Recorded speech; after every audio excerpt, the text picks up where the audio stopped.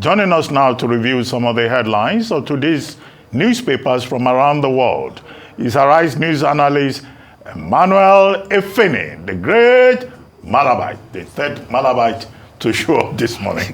Good morning, Dr. Vati. Good morning. Good morning, Vimba. Good morning, Rufai Hussein. Malabites, they are everywhere.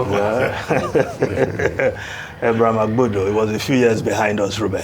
At the University of Calabar. He has also grown. Yes. He's a big boy now. Yes. He's even now a local leader of thought. No, he's not a local leader of thought.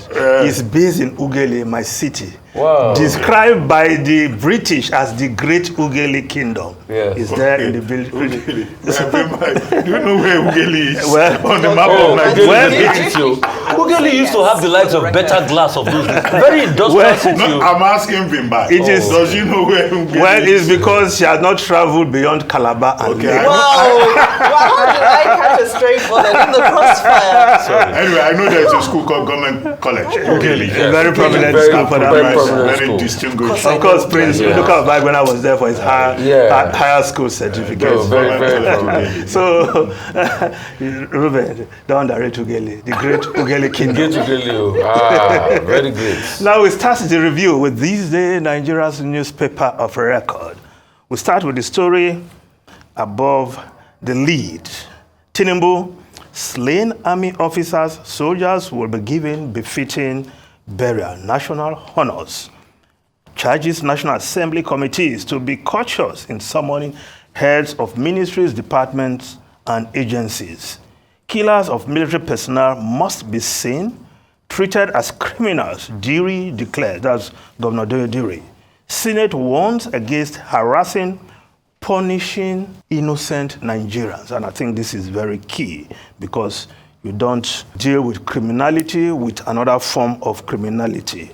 As the soldiers go about trying to track down, and they must do that, these criminals who annihilated these soldiers in cold blood, they must also be cautious so that innocent people don't suffer, because the persons you burn their houses today and they are not connected to the criminals when they are apprehended, of course, those people will seek redress at some level.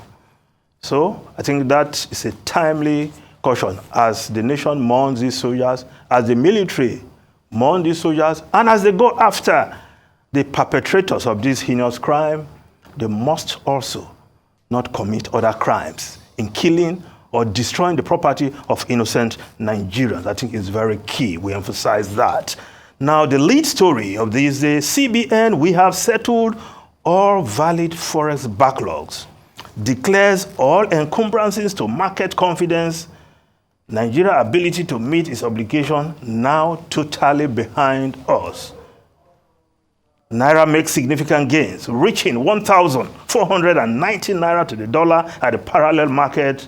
NAFEM closes at 1,496 Naira. Well, the Naira making some gains there. And I think it's something we should appreciate, except those who are hoarding dollars somewhere. We should appreciate the fact that the Naira is regaining some strength, and we just hope this will continue. That's the right? That's what's And also, Yemi Cardoso, the CBN governor, making good the pledge to clear the backlog of the Forex backlog. And now, mission accomplished. But that was after, of course, the audit of the backlog that showed that $2.4 billion could not be traced to where those requests were coming from. This is a strange thing in our economy.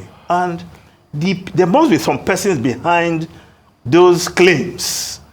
Because if they don't try and get to the root of this matter, some other day, maybe some other administration, these persons can show up again and say, you know, we were not paid the other time.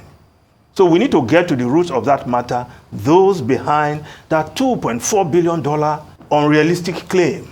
But for the due diligence of the central bank governor in ordering a proper audit, we have been talking of $2.4 billion taking flight out of our economy. Kudos to Yemi Cardoso. We just hope they will sustain this. Now, the Vanguard newspaper, killings troops comb Bayelsa Delta Creeks for militant leader. Demolition of buildings in Okwama continues. Senate Joint Committee holds meeting with service chiefs. Killings of soldiers, inhuman, devilish. Ijaw Youth Council. Delta Assembly condemns killings, calls for thorough investigation. Chief of Defense Staff asks federal government to address deteriorating civil-military relations. Niger Delta host communities condemn killings, want culprits brought to justice. Remind warring communities of Odi's sad experience. Urobo youths urge federal government to bring killers to book. Now, if we look at the Guardian newspaper, federal government spends 6 trillion naira subsidy on unavailable electricity in 10 years. 5.4 trillion naira electricity subsidies between 2015 and 2024. 166.6 billion monthly estimates. Discos underpay the market currently. 3,000 megawatts Disco's daily average load offtake in the last 10 years. Well, what the federal government is subsidizing, because the people don't see this electricity. The Discos, some not really living up to expectation. And of course, the threat by the government, by the Minister of Power, that those non-performing Discos may just lose their hold on the company.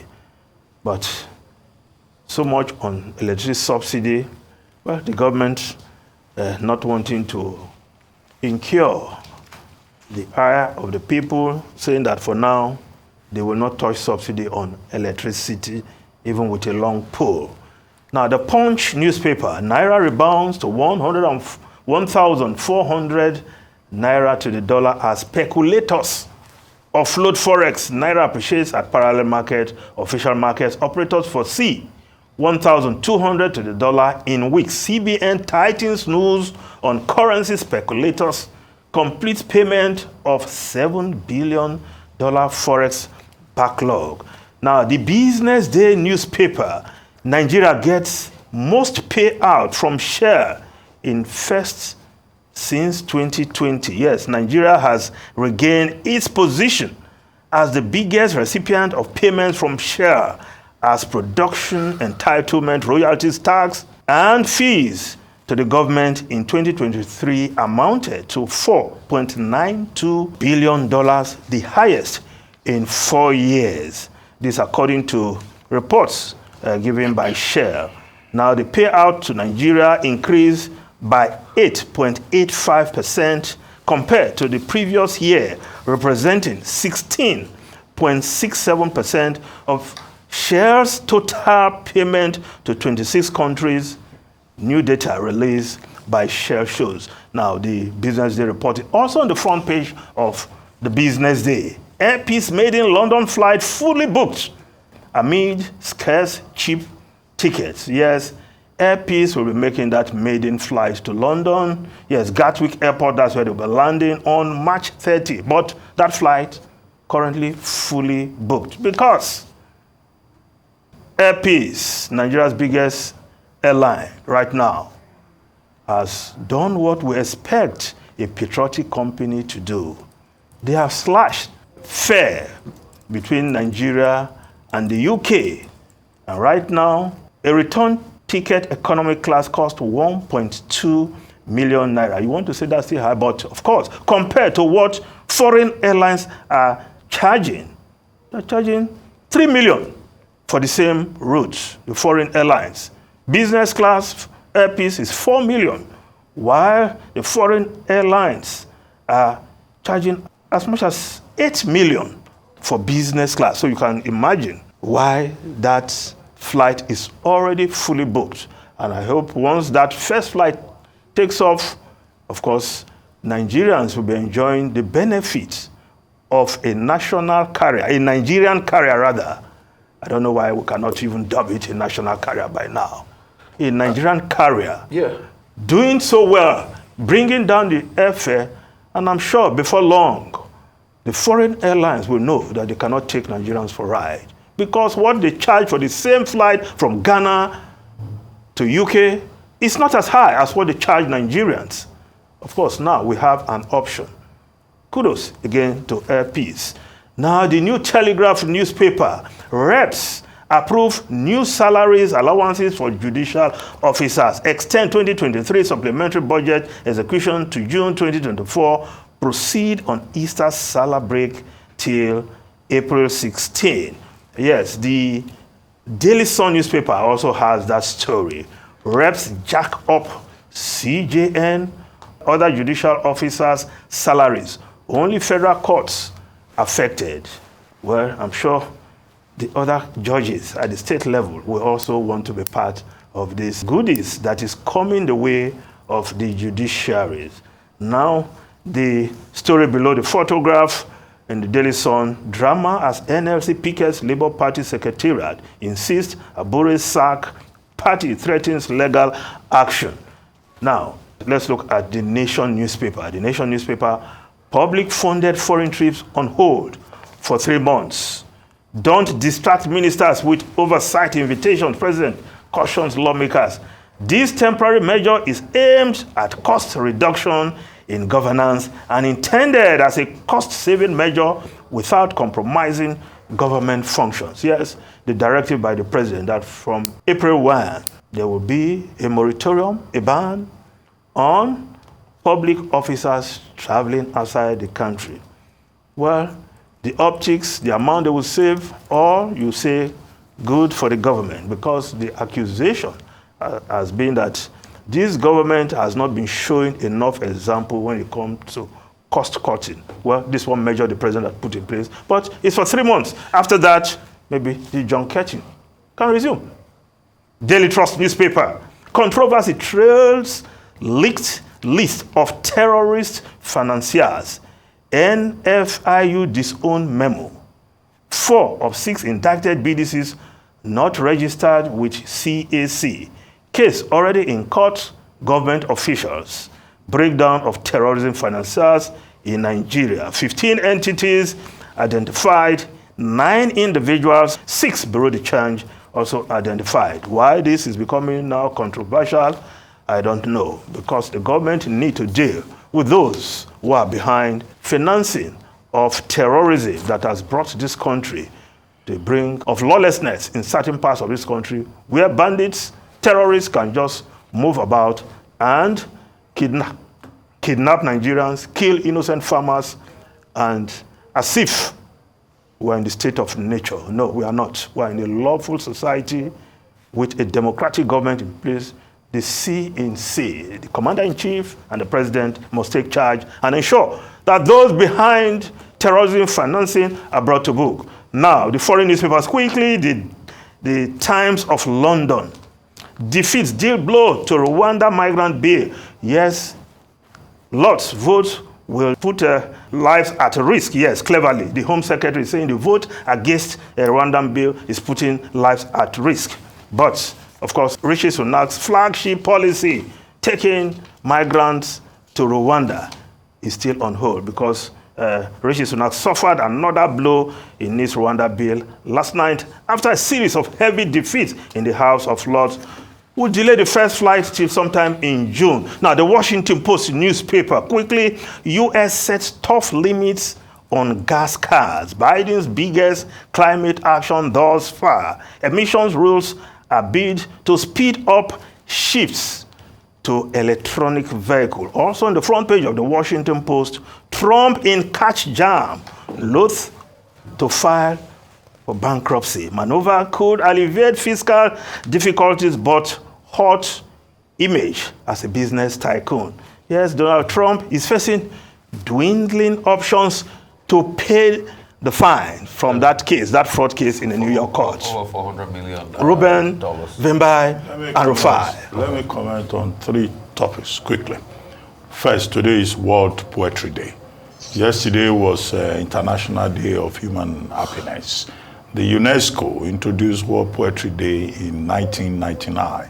And since then, March 21 every year has been devoted to the celebration of poetry, linguistic diversity, cultural heritage, from the Epic of Gilgamesh from ancient times to the spoken word performances that we have today.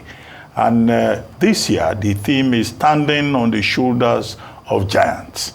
And in Nigeria, it's a special day for the literature, for the literary community, because here indeed in Nigeria, we have giants on whose shoulders that we can stand, from Christopher Okigbo, to Wole Soyinka, to Chinua Achebe, to J.P. Clark, John Pepper Clark Bekederemo, to the generation that came after, Femi Osofison, Kimbalanko, Niyi Oshundare, Tanure Ojaide, Ben Okri, Odia Ofemo, the whole of that generation, to the next generation, Uche Nduka, Afamake, all these people, Izia Ahmad, who wrote excellent poetry. And then to the younger generation, Salamatu Sule, Hakim Lasisi, Philip Bego, Oborigomba, the whole of that generation, one after the other, using the word,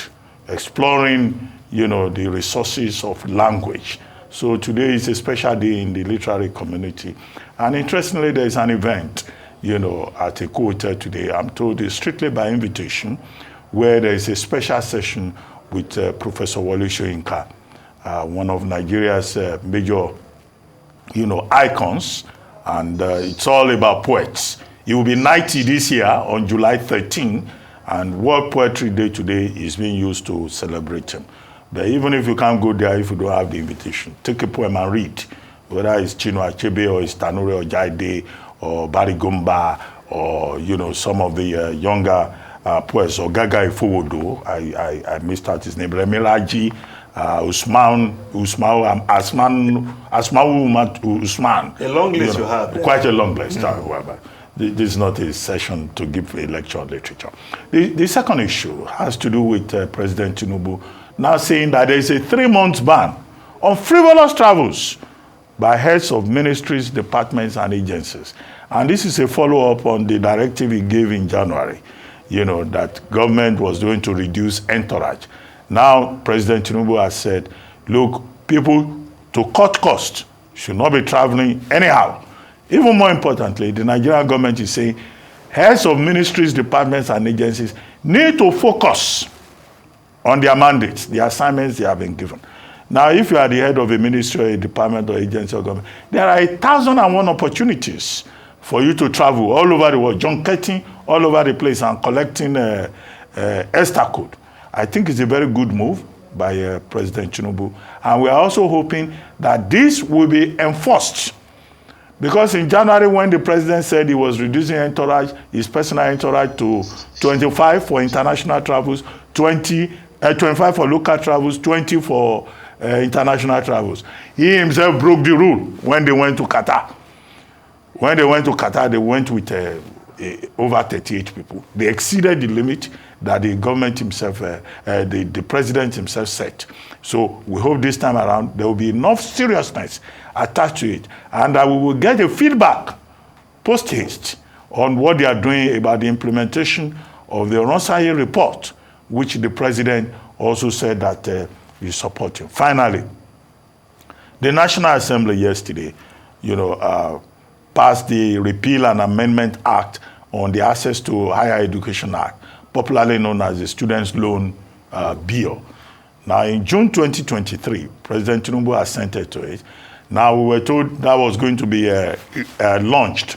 Now, it was postponed twice. It should have been launched last Thursday, but they postponed it on Wednesday. Now, Indefinitely. No, they didn't say indefinitely. They said it was suspended. And what we now see is that it's not an indefinite suspension. What the government said was that they saw some loopholes in that law.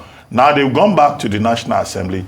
That law has been fine-tuned. So the student loans scheme is still on the table.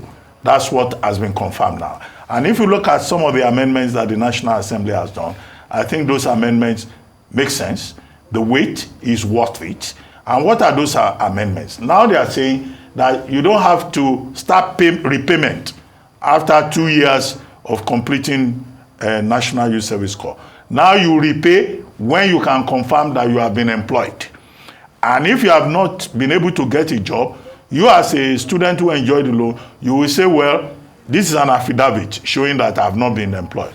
The threshold, the salary threshold for parents has been removed.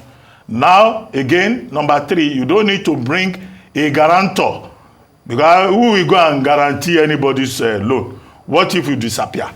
4, in the loan now, there is a clause for forgiveness. If the person dies or something happens, the federal government can say, well, your loan has been forgiven. That was not in the previous act that was passed. Now there is a special clause, a provision in the new law where the president has not signed it yet, but it's been passed by the Senate, saying that, look, there must be justice and fairness in terms of national spread on an annual basis. So it's not that one part of the country where the ruling party is popular will be the only ones that will enjoy all the loans. So I think this is an important development, and that these are, very important stories. Okay. So a couple of things I'd like to raise. Let me just piggyback off the student loan thing. I have never been a believer in student loan. I have been a believer more in the hitherto things we used to do, bolstering the university system, not taking loans in an economy where there are no jobs. And this bill that they have gone to, set straight by the Senate also shows those loopholes. Throwing an affidavit of when you're going to get a job in a sector that is largely very informal. Where are the jobs? Where are the jobs in this country as we speak? With inflation going... Well, it will not remain so forever. No, yes, it will not remain so forever, but largely you forget that if you were to continue the calculation of unemployment based on the last parameter of 20-hour working week, unemployment should be over 40% now, but today they'll tell you it's 5%. So when you look at that, you're also going to stretch people, and we all know what student loans does to every economy. We all know the debilitating effects on most economy, how people have psychological trauma, even in the America, the bastion of student loan itself. I would have preferred more a grant system if we can afford it, because it's not the student loan that moved the ladder as regards of education of the populace in America. It's something called the GI Bill that was given to those that went to fight during the war. The Second World War. That was how most of them could go to school. Many American presidents were beneficiaries of the GIB. So I would have favored a grant system, not a student loan system. But let's see how this pans out. Also, having a clause there, like I was hearing somebody say this morning that, if somebody tries to default, there might be an arrest system put in place. If it defaults? Yeah. Let's also look at that critically. Because, you see, there are many things we want to copy from America that we don't copy properly. And we have not gone to look at the attendant problems of why this didn't even work in the 70s, where we had a better economy and a stable economy than what we have today. I've never been a supporter of this student loan, but I might be proven wrong. I would love to be proven wrong as regards that. Secondly, another case in point is this controversy that has triggered the leak of the terrorist financiers. Mm-hmm. How is it that a memo was released, a couple of media houses ran with it, and NFIU officials now are saying that they don't know how this was released? So who released it? So this speaks volumes, and we must ask ourselves questions. So if these people that their name have been blacklisted and put on this list now, if they decide to go ahead and sue for libel, what are we going to say? Because I knew this list was a little bit phony when I saw Tukur Mahmoud's name on it, because when you look at the Tukur Mahmoud case, there's still a back and forth being dragged in the court as regards Tukur Mahmoud's case. So who put this list out? We must be able to investigate. I want to talk about some other things, but I keep hearing that there's time off. I just have one sentence. Rwanda bill. I think it is so insulting that one of the central arguments around this Rwanda bill is the argument that Rwanda is not a safe country. I think we should all be offended that, Rwanda, which is one of the touristic prides of Africa, is being debated as an unsafe country. So beware of what you ask for. Yes. So Rwanda, being so eager to receive migrants, is also has its own negative impact, and that's what you're getting. It's about the money. Anyway, just to go back to what Rufai said, and you were saying if you default in the law. No, the provision in the new law, in the new bill, is not about default. It's about if you tell a lie, if you have a job and you lie that you don't have a job, the provision says that's a felony, and you will be sent to jail for 3 years. So the law also prescribes penalties for people who tell lies if they benefit from the student's law. Yeah, Thank you very much, Emmanuel Efeni.